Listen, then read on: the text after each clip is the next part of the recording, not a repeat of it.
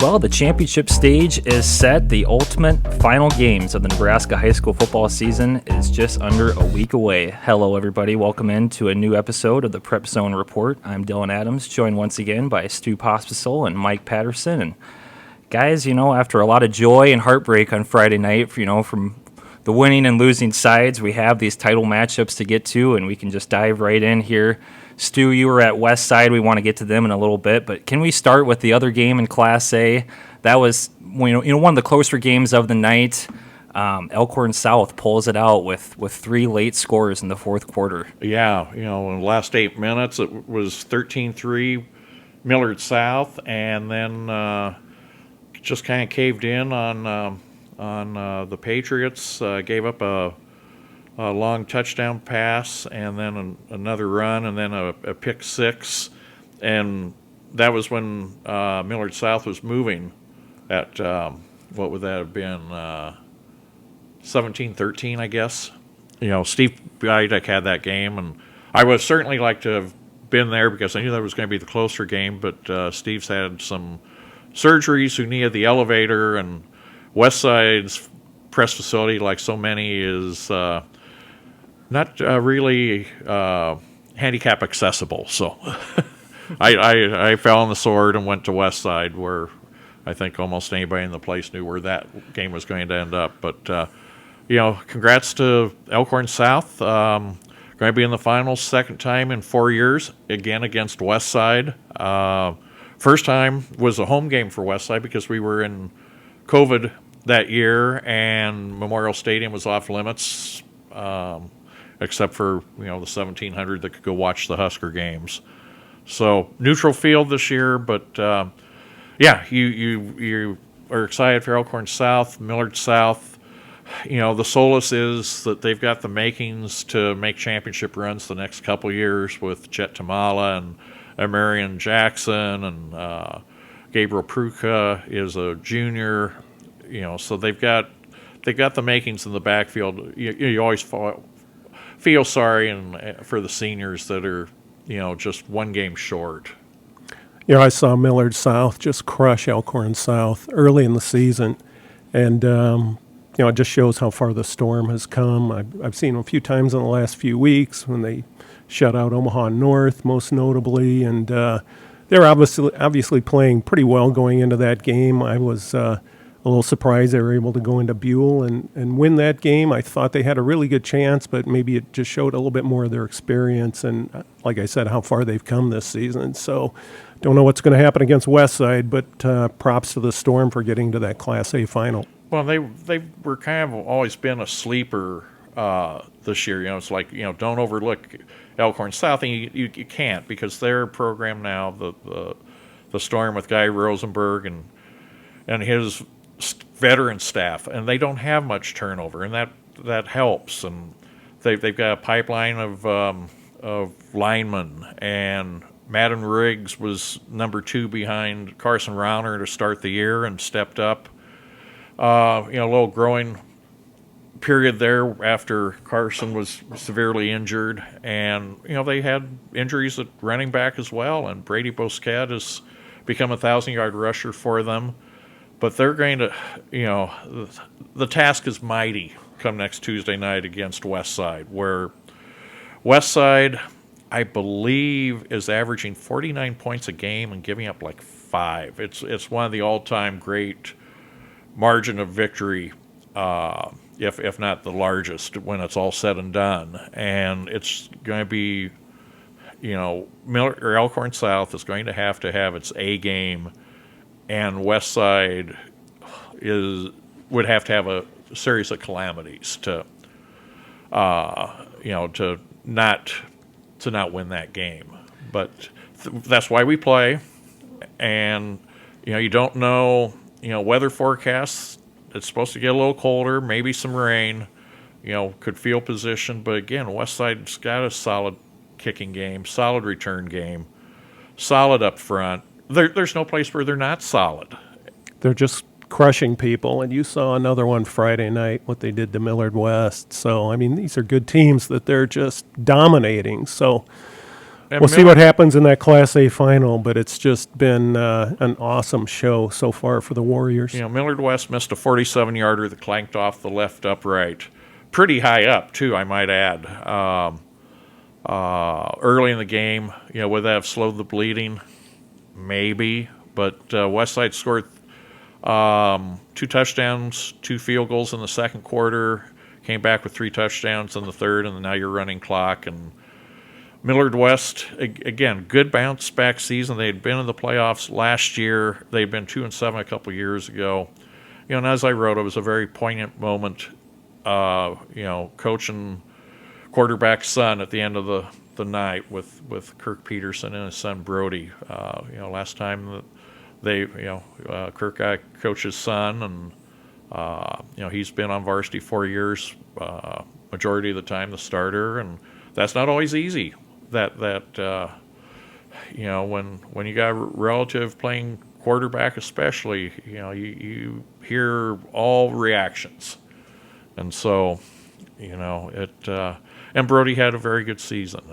He became a good leader. Not that he wasn't before, but as a senior, he stepped up, and Bobby Joseph and Jackson Williams were their 3 main spark plugs on offense, and Westside just, they're not allowing anything to anybody. And I talked with Mike Huffman from Bellevue West last night. He says, we're inside the 5 twice, and there's no way you're going to run it in on them.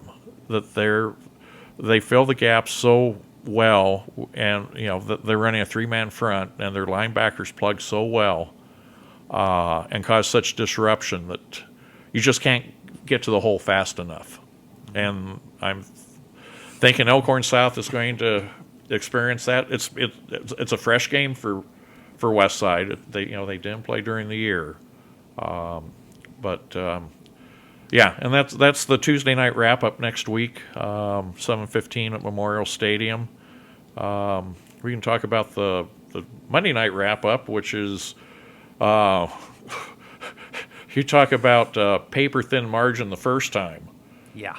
With Bennington and Omaha Skutt, 14-13 the first time.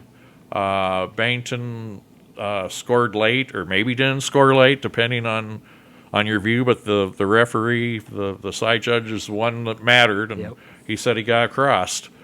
So, you've got Bennington, 38-game winning streak, tied the Class A or Class B record last week against Elkhorn North. Badgers were down early, ended up winning 30-6.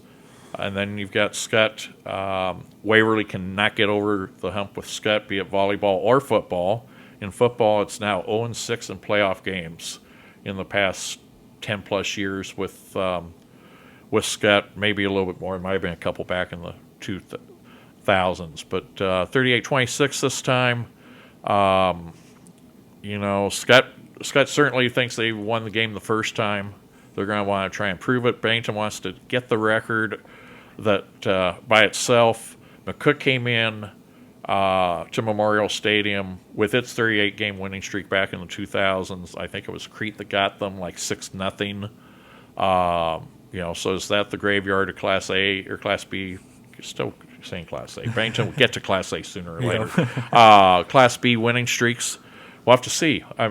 To me, that's the most intriguing game of the A or B.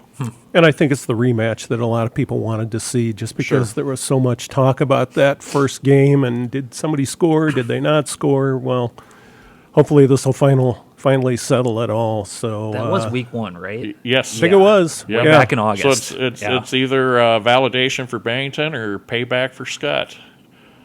And that's become a pretty intense rivalry in almost any sport.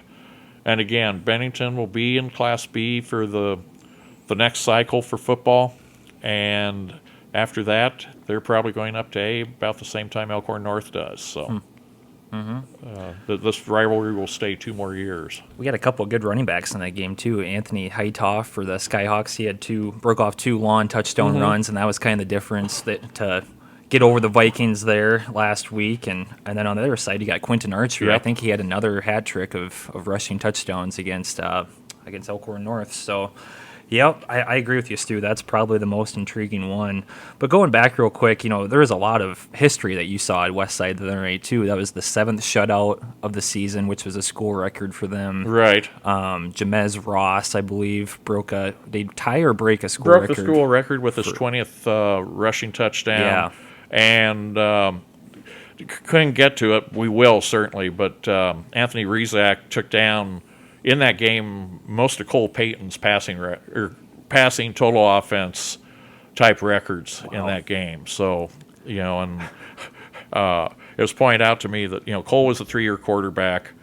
Anthony basically was a 3-year quarterback. And Steve Warren's kid, Steve from the Warren Academy, ex-Husker, is slated to be the next 3-year quarterback for Westside. So in the span of 9 years, they may have only 3 starters at quarterback. Wow. That's kind of unheard of, right? Yeah. Yeah. Too bad the Bears don't have that kind of quarterback consistency. You'd like that from week to week. I know. Let alone seasons, yeah. Oh, well. I mean, who's next up for them? I don't know. I think it might be Detroit. Detroit, Yeah, but I mean so. quarterback. Who's going? Oh, well, Fields will be back. Okay. So, Give it yeah. a bump agent. It's kind of like who's next up for Nebraska. Exactly. But I digress. But that's a different podcast unto itself. Right. We won't dive in there. But No, Millard South, Elkhorn South was the only game I missed in the 11-man ranks, Mr. Patterson. I digress. Westside, 7 shutouts this season. That's Yes. unbelievable. That is crazy. With the high-powered offense they have, Well, and if you got a defense like that. Well, I'm not sure. The first game with Prep was a kickoff return. Touchdown. So their defense has them and scored on in at least 8 games. Yeah. The Millard covered that South one. game, it was a scoop and score, and that was Right. their second touchdown. So Yeah. I think they got one. They got one one there. legitimate Bellevue touchdown. West, I think, got 2 touchdowns. But yeah, But I think every game but Millard South was running clock at some point. I covered that Prep Westside game way back early in the season. That was after Prep had already played Bellevue West, West. Yeah, that was Westside's first game. And, Prep scored to make it 14-7. And, it was a game at that point, but then the steamroller started up, and that was just the beginning of the end for all these teams this season. it's been the story every single week, it seems. So I love what Caleb Benning told you, Stu, about the defensive coordinator, Jeremy Green. He's put out a lot of cash on donuts this year. Donuts are not getting cheaper out there either. I hope he's got the Krispy Kreme coupons. So yeah, because I'm sure those boys can eat a lot of donuts. I mean, you're talking 100 kids at least. Yep. So good stuff. And the way that game ended too, the last score that Westside put up was a touchdown with the Rizak twins. Right. So I thought that was a pretty special Well, way to Caleb close knocked out. down the last Millard West pass into the end zone, to protect the donuts. Yeah, exactly. So just a special way to close out all those seniors, last game at home there. And now they're going to go, I think this is their 5th straight final. 5th straight final, in. 4 in the stadium, obviously. Yeah. And, Yep. So, wow. and they don't see Gretna for the first time in 3 years. There you go. Yeah, we do get a different matchup. That's what's kind of fun. These two haven't played each other yet this year. So, anyway, we can move on down. Another championship defense is Wahoo. Both of them. Both Boone Central and Wahoo. NC1. Yep. This may be 10-7. This may be Big Ten West, but with better offenses. Sure. Because Boone Central is just limited teams to, a touchdown or less, and I think DC West got 14 on them. Yep. And then Greenwood too, like Ashland Greenwood. Yep. I think. Yep. The Jays. So Jays came within a touchdown. They were driving. They couldn't convert a 4th and 3, I think, to keep that game-tying drive alive. But very impressive by Boone Central. Wahoo has 6 shutouts this season. You were at that game. They didn't let Sydney cross, the 30-yard line? We got to the 29 once. 29. So, wow, no red zone trips at all. No. Not even close. I mean, that's impressive stuff, no doubt. So, that's going to be a great defensive battle. That's 10:15 on Tuesday morning at Memorial. Looking forward to that one. And Then in C2, it's the defending champion against the team I had number one in the preseason, as did many coaches, obviously. Norfolk Catholic and Ord. Norfolk Catholic's winning streaks at 25. Ord lost a couple times early. I think they lost Norfolk Catholic and Battle Creek. Yep. Haven't lost since. And the way the bracket worked out, I figured the Chanticleers were going to be crawling their way back to Memorial Stadium, and that's the 2:45 game on Tuesday. Jeff Beller, 400 wins plus. Talk about a career legacy that unsurpassed in the state. I think they're going for their 11th, maybe, or 12th state title. Wow. They've already played this season? Yeah, they did. And how'd that game go? Well, Norfolk Catholic's undefeated, Mike. So, I know, but how close was it? I can't remember offhand. Okay. Maybe a couple touchdowns. Okay. So, a game. Oh, no, very much a game. Yeah. Not a West Side steamroller job, so. No. And we've talked about some of these teams moving around classes. Would you think that Norfolk Catholic would be able to move up to C1 at some point? I mean, well, it's they based were on at C1. enrollment. They were C1. They've okay. been C1, C2. Actually, a lot of their titles have come in C1. Right. Okay. They were having. If you look at the record book, most of their title game losses are in C2. Just a fluke, you know. I mean, it's how things stack up. It is weird sometimes, and so I've got all four of my champions alive in 11-man, Mike. So it's time to talk about 8-man, right? That's right. Where I have neither. Oh, gosh. I mean, we want to talk about a great running back battle. We got one in 8-man one. And this Brecken Schluter is having himself a postseason. So he went over 6,000 career rushing yards when they beat St. Pat's in that upset. And then they traveled all the way up to Crofton. And he goes ahead and runs for, I think, at least 300 yards in that game. So Crosses he's the 7,000 mark. And I think he's the fifth. I saw he's the fifth kid ever to do that in Nebraska history. That's unbelievable. So, and then on the other side, you got Stanton's Barrett Wilkie. He only had 290 and 5 touchdowns. Well, and the Pullman kid too. I mean, it's like 1 and 1A for the Stanton attack. So, so that's gonna be a fun one. Yeah, that will be a game, I think, with big numbers. Yeah. Yep. A lot of points in that one. Probably higher scoring than Wahoo and Boone Central. More than likely. Yes. I'd be shocked. And I believe that game's 10:15 on Monday morning. Okay. At Memorial Stadium. Okay. And then 8-man 2 is kind of an interesting matchup too. Kind of a central Nebraska, northeast Nebraska. But you look at Wynot. Took care of Howells Dodge last week. That was wasn't that a wild one too? It was. Where Howells scored on a pass with 44 seconds left. Tied it at 14. And then why not goes 63 yards in 33 seconds? Scores with 11 seconds left. Yep. Because Howells Dodge had knocked off a couple really good teams, including Carter Nelson and Ainsworth, and their reward is playing Sandhills Thedford, which took out one of my pre-tourney picks in South Loop. That game, I think, was 18-6, and Sandhills Thedford scored the last 25, and so I think Thedford and Dunning communities are headed to Memorial Stadium, and that's the 2:45 game against Wynot.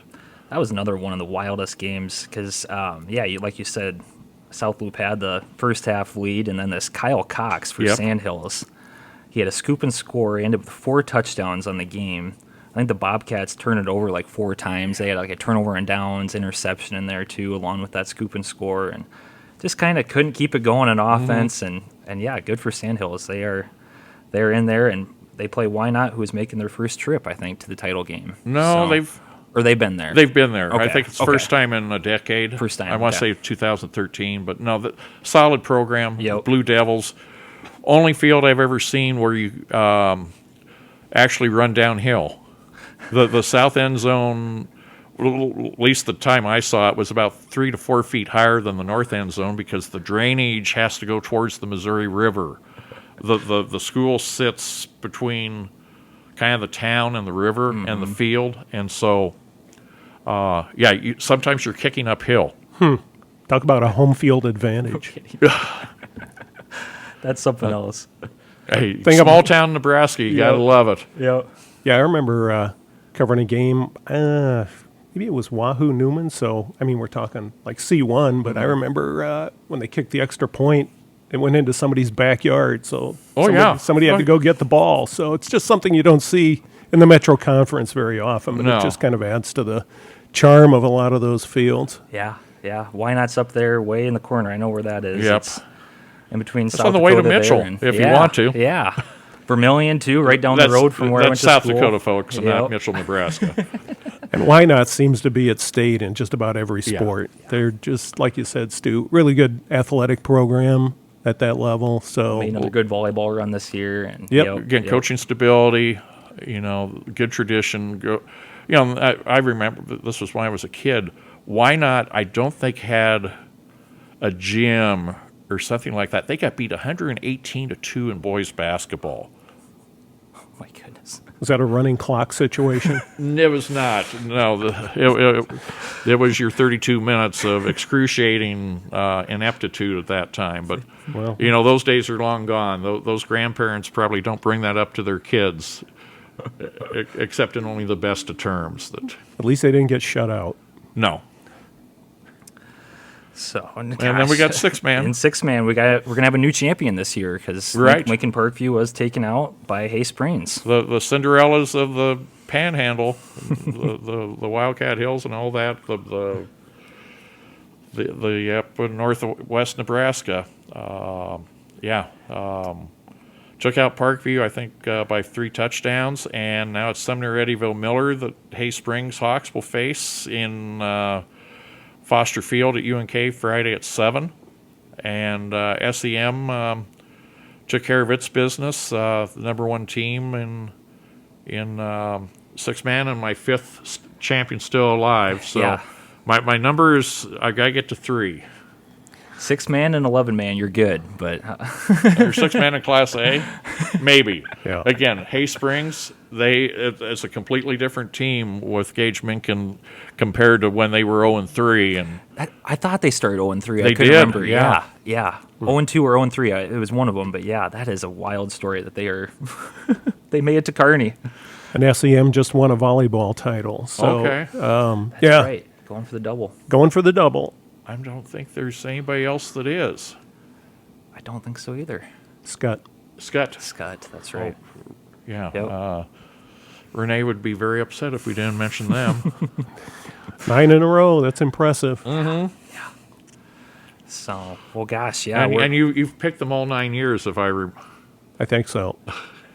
You can probably keep picking them. It's hard to go against Renee once they get to state. I mean, they haven't lost down there since They've won 27 2014 consecutive matches won at state. Gosh, I think I was a freshman in high school. They just elevate their game down there. And well, some of those freshmen this year were like kindergarten or first graders.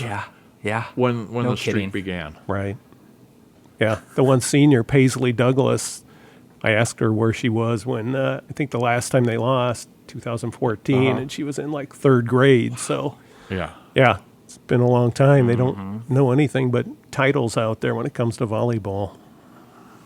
So, well, we're going to have some, I think, some great hoopla championship celebrations and probably a few tears. And hopefully the weather holds out. We'll, yes, I'm definitely hoping for that.